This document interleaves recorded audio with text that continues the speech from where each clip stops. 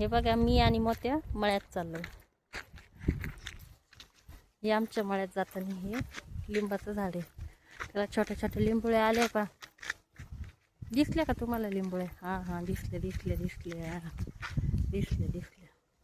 आणि हे कशाचं झाड आहे हे पण मला सांगा. जे पानं बघा किती क्यूट आहे. तेव्हा आम्ही चिंचा पाडतोय आता. पडत आहे का नाही काय माहिती.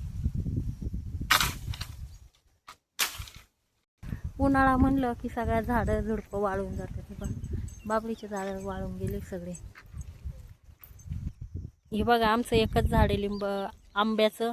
त्याला आहे ना फक्त पहिलंच फळ आले, 2-3 कैऱ्या आल्या. चला तुम्हाला दाखवते. हे पा 2-3च कैऱ्या आलेले आहे. दिसल्या का? पण घरचं ते घरचं मस्तपैकी. हे बघा, निमुनीचं झाड आहे, पण आता उन्हाळा आहे ते जरा सुकलेलं आहे.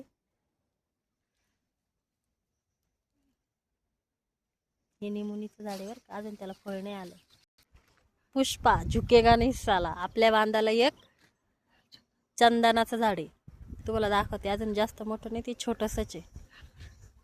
हे शेवग्याचं झाड आहे. सगळं वाळून गेले, उन्हाळा आहे म्हणून नाही का, पण त्याला छोटी छोटी पालवी आहे बा. आणि आपण म्हणतो ना एखाद्याला ढेकळं येत नाही. ढेकळं येत नाहीच म्हणजेच हे असे ढेकळं राहतात. बघा किती मोठे मोठे ढेकळं आहे. वावर नांगरले बरं का. ही बाई छोटं रुईचं झाड आहे बरं का आमच्या बांधाला. हे काट्याचं झाड आहे बरं का. आणि मी आपलं नाही का आज कंटेनसाठी काही नाही म्हणून आपली मळ्यात चक्कर लागते म्हणून एक एक तुम्हाला ओळख करून दिली.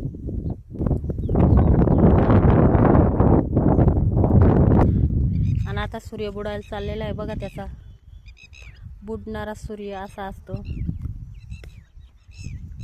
ती व टिटवी गागती, टिटवीची ओळख करून देते तुम्हाला. कुठं गेली?